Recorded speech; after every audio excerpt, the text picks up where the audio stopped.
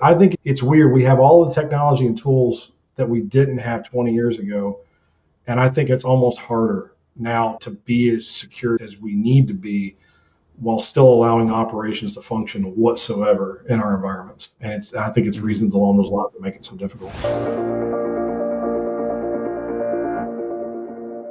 Welcome to the CNL Podcast, where we dive deep into the minds of IT and security professionals to uncover their experiences, challenges, and best practices in today's ever-evolving tech landscape. I'm your host, Sedric Show Up, Show Out Lusan, also known as your cyber expert. And today I'm thrilled to welcome Richard Nolan, Director of IT at StableDry. Thanks for joining us today, Richard. How are you doing? I'm good, Sedric. How are you? I'm all right. I'm peachy. I can't complain, as I was telling you offline on camera before we got on. I could complain, but again, what good would that do? Everybody's listening if that's the case. So.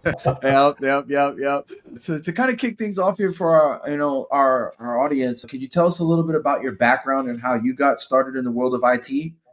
Yeah, sure. So I started back. Mine's an easy calculation. My first IT job was 2000.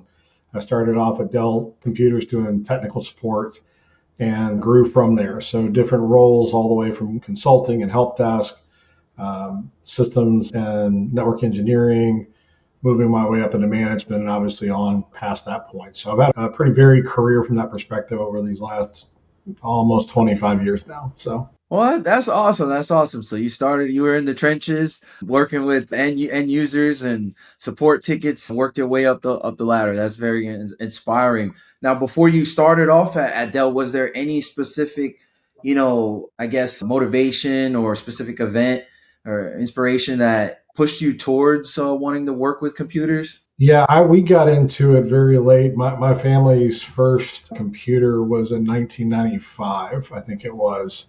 And so never really been around it. Thought that thing was a cup holder as well when we first ejected that CD-ROM drive. So it starts early from that perspective. And then I got into it late. I actually wanted to go into radio broadcasting.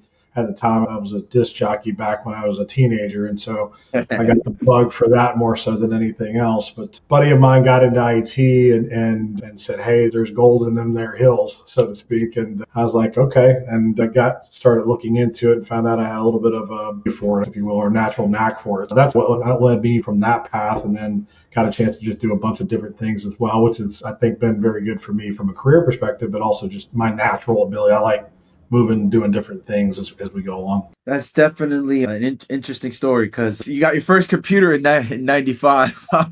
I was born in 94, so I was 1 year old. So that just goes to see the time you've been in the field, and you've been around for all the different advancements. So you've seen the different errors. And I'm interested to hear your take later on in the show as you're seeing the AI error come to light. But while you go ahead. Journey, that's for sure. Yeah, it feels like we shifted since at least my childhood, kind of the offline era to you're always online era now. No matter what you're doing, where the services, they've got you online in some way, shape, or form. Versus old school brick and mortar computers really have changed the world. But in that respect, you've been in the industry for some time now. So I'm interested to get your take on what challenges did you face while you were trying to break into IT and also climbing the ladder in the field. I think the challenges are in a way, in some ways, the same that they are today. I think getting your first break is really the toughest part. And I think that's almost any industry, but especially in the IT sector from my perspective. So I'm very much pro giving people shots when it comes to those things as you go through, because it is hard to get your feet wet to it. I think, and when I think back to the first pieces for me, I got really great training from Dell at the front. There was a 6-week course that you did back in those days before you ever got on the phones. And a lot of who I am came through that sequence. And so, it was jobs come and go as you go through, but I find you take pieces and puzzle parts as you go along through your journey and craft it to make your own. I think the biggest challenge is that, and then I think every jump after that is its own challenge in terms of getting that opportunity as an engineer, you got to prove that you can do something to get off the help desk, for lack of better wording, right? Once you Yep. get past that, can you lead people? And after you do that, can you lead people who lead people? And so it keeps kind of always that way. In some ways, that's great. In other ways, I'm envious of people who have it so easy to make those transitions. And I think I'm probably more of the hard knocks part of life of just keep plugging, keep pushing, and making your mark from there. So. Yep. That persistence, at the end of the day, you're not going to see the light at the end of the tunnel if you don't make your way through. So what's one piece of advice that you would give someone that's just starting out in their career, trying to get into the field? Yeah, for me, it's what I usually tell everybody early on is focus on the things that interest you in that field. It's very broad, a lot of opportunities to do that. And I do encourage everybody. We almost always, when I was growing up, so to speak, in IT, you were through the help desk and then explode out, right? You could be a programmer, you could do this, whatever else. I think even more so nowadays, I, I miss that was a requirement because I think we have so many opportunities to go straight into these other fields. But what you miss is that piece that starts that foundation. I can't tell you how many folks like in security that I've talked to that don't know the very basics of what the computer is or doing or the network around that. Again, not the hardcore high end level of that stuff, just the basics of what that is doing. Because it's simple for some people to read basically off the screen or what that vulnerability, for instance, is telling you to do. It's a whole other thing to say. But the second I do that, I break operations. And if I break operations, then what, right? So it's a give and take with those fields for sure, but I missed that aspect of it. So I always tell everybody really pay attention at the front part of it. We're dealing with that a little bit with my oldest, who I think is going to go down the programming route in his future.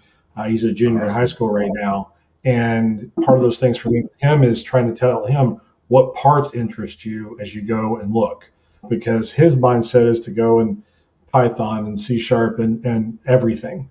And that's okay, but you're shotgunning it. Like where do you want to start really directing? And then learn that. Don't just Google whatever that thing is, right? Go learn that piece.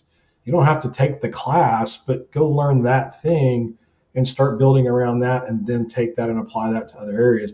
I think that's something that I see a lot of young folks do or don't do is they just start like running and gunning all over and they gain a lot of knowledge out of that, but they don't have the core. And then you're tripped up by something that's simple in those regards. So I find that's most of the advice that I tend to give. And especially for those, I've got someone I'm mentoring now in terms of making the transition into security. The challenge of that piece for that person as we go forward is getting that base, because that person is going to be way better for the next security team that she joins based on that fact right there. And so we're really focused. I really try to focus my mentoring and the trip ups that I've seen and what I'm hearing through others in the field and how to navigate those, because they are like landmines or potholes. Like they'll trip you up big time. It's when you least need it or suspect it's when it trips you up, as I find. Yep. I can definitely agree with that. And for those that I mentor myself, I stress that enough. If you can't look at a problem and potentially break it down using like the OSI model and understanding what's happening on each layer, on where potentially the issue can be, just the core fundamentals. If you don't have that understanding, then it's like you're looking at, you're trying to walk through fog and you don't have any clear direction on where you're going. And to your point about like, just go, some people shotgunning it too, is I tend to have that in the beginning of my career, and a lot of people do, is that shiny object syndrome, right? Is what I've heard it referred to before, where you're looking at the next greatest, latest and greatest thing that interests you. It's whatever catches your eye. You don't dive too deep on it, but you're just getting surface level and then going on to the next thing. And like you said, you do gain a lot of knowledge, but you don't actually gain any depth to that knowledge to be per se competent or effective in a position that would require that skill set. So definitely can understand your advice and your direction that you were given there, to focus on what interests you and build around that. Because at the end of the day, right, there's this field is always changing. There's always new things that are coming out. Every day is a challenge. You think new vulnerabilities, new attacks, new technologies that you now have to worry about that are coming down the pipeline or may impact your operations that day. So you always have to have the aptitude to continuously learn. So why not make it something that you're interested in so you don't get burnt out? Absolutely. I think as well, I think the other part of that is being willing to learn the fundamentals and not think of that as that's so boring and that's so whatever. It can be, yes, but when think of it, learning it at that start, and then where do you go from there? I think is so Yep. powerful. And again, that's the trip up that I see is we've got a lot of folks who are able to hit again. This is the pioneer guy talking, so to speak, in terms of how old I feel at times in this industry. But if you go back to those days, we didn't have the luxury. Like when we went to college back in those days, it was for computer programming. There wasn't Mm-hmm. like networking things and things like that you could go study for. Now I can graduate with a specialized deal in this or a specialized deal in that. And those things are great, but you're missing that fundamental piece as it goes through. And so I that becomes a point of friction, frankly, with other teams as you start to do, especially if in the security side. If you're at an enterprise company as a security person, you're going to have that friction because, again, my job in the operations side is to keep the business running. Your job is to keep us safe, right? So there's my KPIs are different than your KPIs, right? So we're going to have a Yep. natural friction there. But if we all come to the deal and say, hey, I know about blank, or I came from this, now we've got a little bit of a sameness to it. It's not that I don't want you to win, and I don't think it's not that you don't want me to win, but I think we lose that friction at times because, again, we're now so specializing, which was something we couldn't have thought of years ago. Now it happens so frequently, but we lose the base fundamental, and I think that's one of the struggle points that we're seeing. And I've seen with enterprise environments as well is you're skipping steps. Good for you, Yep. but also it's going to trip you up at some point because Yep. just And when it does, I've seen, and it's funny you say that it's going to trip you up. I've been on calls with certain individuals that were supposed to have a certain level of competency in a certain area, and something very rudimentary and fundamental tripped them up to the point where it now has us questioning, is this individual competent enough to perform their job duties? So I definitely can understand you there, and I've seen folks skip those steps and like I just said, and see it blow up in their face, and it doesn't look good, and it can manifest in many different ways. So it's whether you skip it now and you get into a specialized role, and later down the line you're gonna need to make sure you have those fundamentals underneath your belt, because it will prevent you or come out in some way, shape, or form that you may not be expecting. Yeah, 100%. So let's kind of switch gears here a little bit. Can you tell me a little bit about what does your current organization do at Stable Drive? So we specialize. We're a holdings company for companies that specialize in the waterproofing, basement, crawl space, foundation repair for residential homes. We do some commercial work as well, but a lot of our focus is on the residential homes. If your house is shifting or you get those nice cracks, right, to go up the walls and Mm-hmm. things like that, where that shifts. Not all of those are necessarily a like the world is ending for you kind of situations, but there are moments, right, when it's a sizable crack, you need to get that looked at. We're one of our company portfolio, if you will, Stable Dry. Right now, our focus is on those companies and then helping those companies succeed by bringing some standards from an IT perspective or financing or HR. We take those back office pieces and try to help do that so that the company can focus their attention on actually doing things for the home for our customers. But it's really good work that our teams do. We're a very blue collar company from that perspective. So half our company is in the office, the other half is under your home, fixing things and repairing things, digging the ditch, so to speak, things of that nature. And so it's a lot of work. And so that's why for us, it can be a bit of a challenge from the IT perspective because you have two varying groups inside the same organization, if you will, between office staff and then your quote unquote blue collar workforce.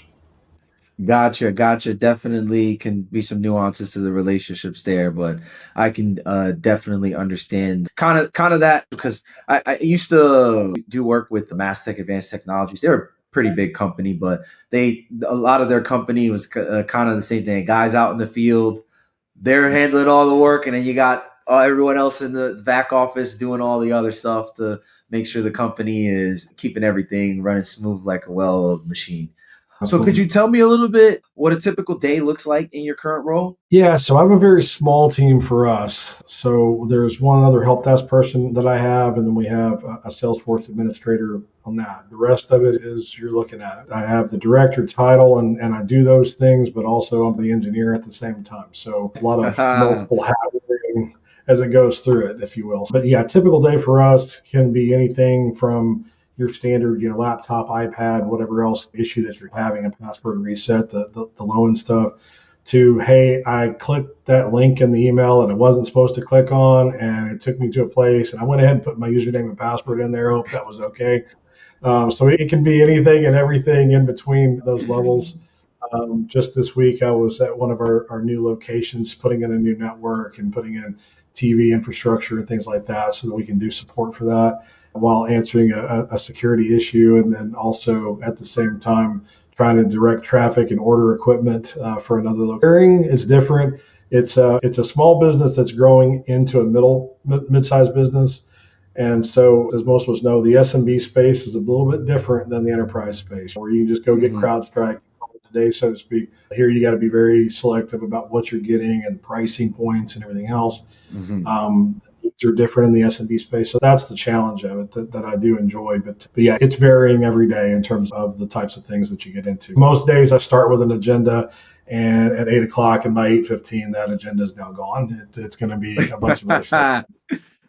Yeah, because you probably got your coffee and you started reading your emails, and then you Right. see the priority on your agenda shift. I could definitely understand that, and that's something I try to tell anybody that I'm mentoring too. Is like, when you get in the field, like, don't pay too much attention to job descriptions, because those things can change on the fly, and Mhm. you might need to upskill in a different area because now your job just it requires it, and just priority shift. So I can definitely resonate with you there. You got a lot of different hats you're wearing there. You're in the trenches, you're leading, you're helping do the procurement and all the good stuff. So you're wearing a lot of different hats there other than just director. But definitely the SMB space is kind of like, yeah, the startup space too. Priority shift. You got to get it done. Use your skill set and willingness to learn and figure things out, and it'll all work out. um, Absolutely. Absolutely. so what's the biggest security threat that you're seeing right now in your industry, and how are you all combating that? I think ours is probably like everybody else, right? The phishing attacks that are Mhm. never ending and seem endless at that point. I think that's probably our big one. I feel like a lot of the attacks have stopped trying to necessarily own the computer as much as it is to own the account. And at least that seems to be its way it's been for the last year and a half. This company in particular is a challenge, as I mentioned, because of the fact that it was a small business that grew overnight.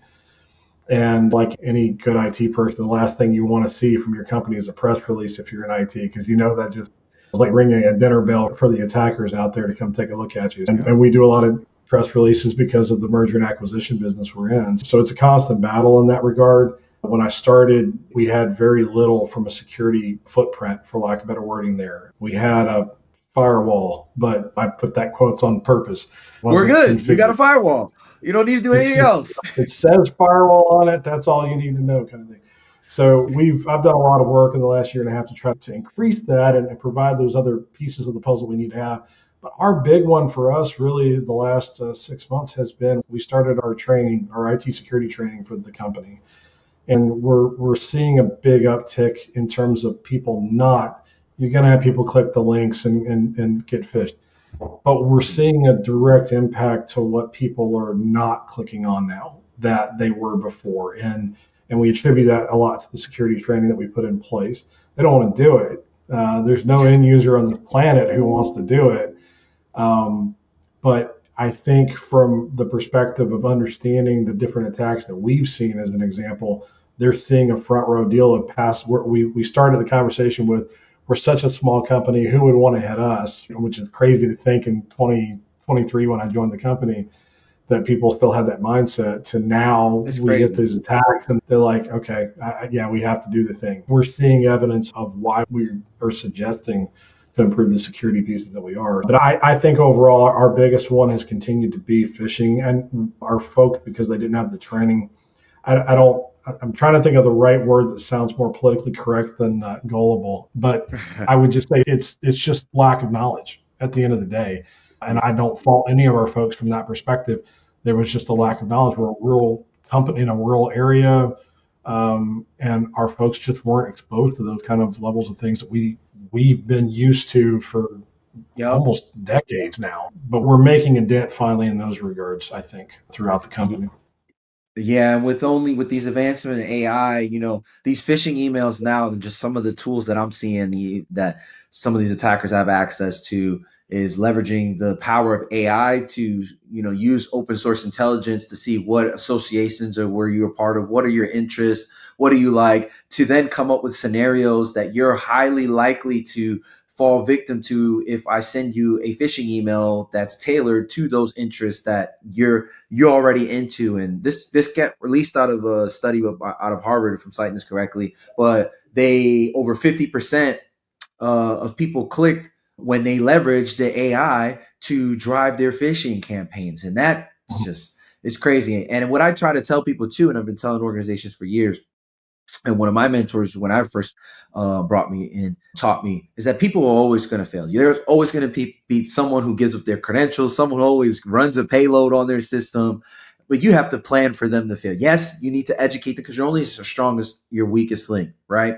But you have to plan for them to fail. And what technical controls do you have in place that are going to compensate for them failing and giving out their credentials? What processes do you have in place, right? So all of these things contribute to you being able to respond to those threats. And as far as, with the mindset where some places are still thinking, oh, why should we invest in cybersecurity? We're a small place. We're not going to get hit. It's those places that when they do get hit, sometimes they can't even recover and they go bankrupt because they were hit at a scale where their company just cannot recover from, because they're small, medium, they're that small to almost mid size, and just the remediation cost now average for a breach now, I believe, is on average is at least $1 million, at least. And loss of reputation, which is even worse from Yep. that perspective too. So I there's a lot, again, there are a lot of areas I could touch on across the board. Again, you think about companies that now do cyber insurance and things like that, and they feel like they're okay, good, we have cyber insurance. Like, insurance, No. like, it doesn't help you. Like, it helps you maybe on the back end of the thing, but that's it. It's not helping prevent at the front door, so to speak, of the Exactly. actual event occurring. I find that a lot of companies, again, if you're an enterprise company or if you're in banking or healthcare, things that the pieces where compliance has had to push the envelope for you, you're in pretty good shape as an enterprise. The challenge is the SMB space. And again, if you look at where most of the attacks take place, they're in the SMB space. If you look at, and it's real easy, because the company I joined originally with, that kind of grew into the stable dry services, if you will, was a company that had been in business for almost 30 years. I was the first IT guy, really. So when you think about it from that perspective, like, there's a lot of companies that are out there like that, right? They take their no bashing anybody, but they're taking their computer to Best Buy or whatever else to go get it fixed or something along those Mhm. lines. Maybe they take it to the local mom and pop shop that's doing computer repair, things like that. But they're not looking at this from a fundamental like thing. And again, I could go on about how many MSPs are out there that aren't actually MSPs, but it we have to look at it from the perspective, we got to protect all of it. It's got to be a formalized, focused piece to what we're doing in IT. And I Mhm. think at the SMB space, it's very challenging. You don't have as much money as some of those enterprises do to go do this. So naturally, in the SMB space, the number one thing that gets cut out of any budget request is usually training first, second is security, and anything for IT after that, so to speak. And so it's just a natural part of the piece. And so you're always, I don't want to use the analogy because of the fires going on in California now, but along those lines, digging those trenches to help try to prevent that thing from happening. Well, you're constantly digging those trenches and digging, like trying to do everything you can to prevent that thing from happening because you just don't have as much that you're able to leverage. I just can't go to the budget and pull out money from over here to go do this. And the attacks are always ever evolving. You mentioned the AI piece earlier.